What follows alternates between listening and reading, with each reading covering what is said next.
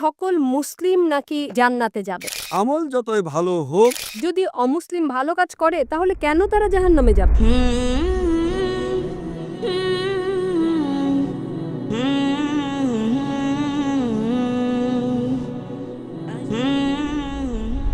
আমার নাম অনিতা এবং আমি মার্কেটিং এক্সিকিউটিভ পদে চাকরি করছি।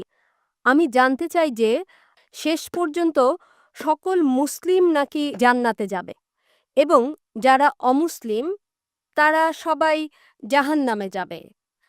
তো আমি এ বিষয়ের ব্যাখ্যা জানতে চাচ্ছি। আমি জানতাম যে প্রত্যেকের চূড়ান্ত যে ফয়সালা হয় তা নিজের কর্মের ওপর হয়। তো আমি এ বিষয় সম্পর্কে সঠিক ব্যাখ্যা চাই যে সকল মুসলিম জান্নাতে যাবে এবং অমুসলিম যাবে জাহান্নামে। যদি সবাই তারা ভালো কাজ করে, যদি অমুসলিম ভালো কাজ করে তাহলে কেন তারা জাহান্নামে যাবে? বোন সুন্দর প্রশ্ন করেছেন যে ওনার এক বান্ধবী বলেছেন যে যারা মুসলমান তারা আখিরাতে জান্নাতে যাবে, অমুসলিমরা যাবে দোজখে। মুসলিম মানে সে যে শান্তি অর্জন করে আল্লাহ সুবহানাহু ওয়া তাআলার নিয়ম অনুযায়ী চলে, কোরআন ও হাদিসের অনুসরণ করে, তাকে বলে সঠিক মুসলিম। এটা একেবারে সঠিক যে কর্মগতভাবে যে সঠিক মুসলমান সে ইনশাল্লাহ জান্নাতে যাবে। কিন্তু আপনার প্রশ্ন হচ্ছে যে অমুসলিম ভালো কাজ করে সে কেন জান্নাতে যাবে না? বোন, জান্নাতে যাওয়ার জন্য শর্ত আছে 4টি।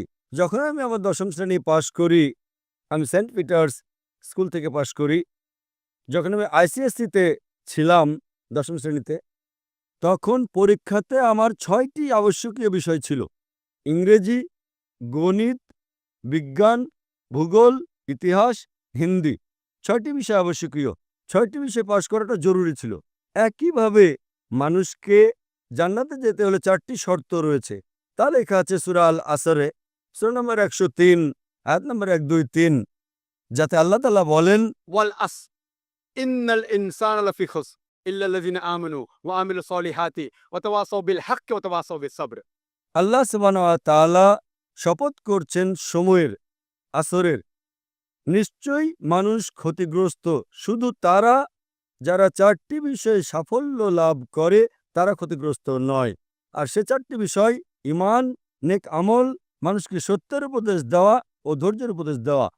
যেমন ধরেন, যদি আমি অঙ্ক, ইংরেজি, ইতিহাস, ভূগোল, বিজ্ঞানে 99% নাম্বার পাই, 99%, এবং হিন্দি বিষয়ে শুধু আমি 10% পাই এবং পাশের নম্বর 40% হয়, পাশের জন্য 40 নম্বর প্রয়োজন।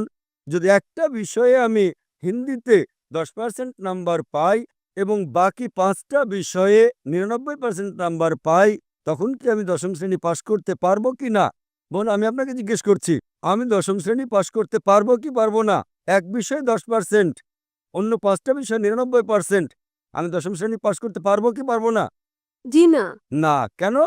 যেহেতু আমি হিন্দি বিষয়ে 10% নাম্বার পেয়েছি, হোক অন্যগুলোতে 99%, হিন্দিতে 10 নাম্বার ফেল। ওইরকম ভাবে জান্নাতে যেতে হলে সূরা আল আসর অনুযায়ী 4টি বিষয় জরুরি: ঈমান, নেক আমল, যেমনটা আপনি বলেছেন, ওয়া তাওয়াসাউ বিল হক মানুষকে সত্যের পথে ডাকা, ওয়া তাওয়াসাউ বিস সাবর। মানুষকে ধৈর্যের উপদেশ দেওয়া। 4টি বিষয় হচ্ছে জরুরি।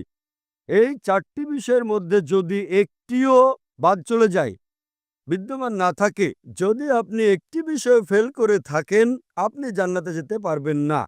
যদি আপনি বলেন যে আপনি খুব ভালো মানুষ, আমলের দিকে আপনি খুব ভালো আমল করেন, ধরে নিলাম যে আপনি 99 নাম্বার পেয়েছেন আমলে, কিন্তু ঈমানে তো ফেল করেছেন। আপনি এটা মানেন না যে আল্লাহ এক এবং মুহাম্মদ সাল্লাল্লাহু আলাইহি ওয়াসাল্লাম শেষ পয়গম্বর, যা সকল ধর্মগ্রন্থের মধ্যে লেখা আছে। তো আপনি ঈমানে ফেল। আপনি যতই নেক কাজ করেন, 99% নাম্বার পান, 100 নাম্বার পান, বাকি 3টা অংশে কিন্তু ঈমানে ফেল হলে তো আপনি জান্নাতে যেতে পারবেন না। এই একইভাবে যদি কোনো মানুষ হয় নামে মুসলমান ভালো কাজ করে না, নেক আমল করে না, ওয়া তাওয়াসাউ বিল হক আহ্বান করছে না লোকদের, সত্যের পথে ডাকছে না, কিংবা মানুষকে ধৈর্যের উপদেশ দিচ্ছে না, শুধু নামে মুসলমান, মোহাম্মদ, সুলতান, জাকির, আব্দুল্লাহ, তো সে জান্নাতে যাবে না। তাকে জান্নাতে যেতে হলে ঈমান, নেক আমল, মানুষকে সত্যের উপদেশ ও ধৈর্যের উপদেশ দেওয়া, 4টি বিষয় দরকার। এই জন্যই আপনার আমল যতই ভালো হোক, যদি ঈমান না থাকে যে আল্লাহ এক এবং আল্লাহ তাআলা ছাড়া অন্য কারো ইবাদত করা উচিত নয়, এবং এটাতে ঈমান নেই যে মুহাম্মদ সাল্লাল্লাহু আলাইহি সাল্লাম শেষ পয়গম্বর, তা আপনি জান্নাতে কখনোই যেতে পারবেন না। বোন, আপনি কি আমার উত্তরে সন্তুষ্ট হয়েছেন? জি হ্যাঁ, ধন্যবাদ ব্যাখ্যার জন্যে। আপনাকেও স্বাগতম বোন।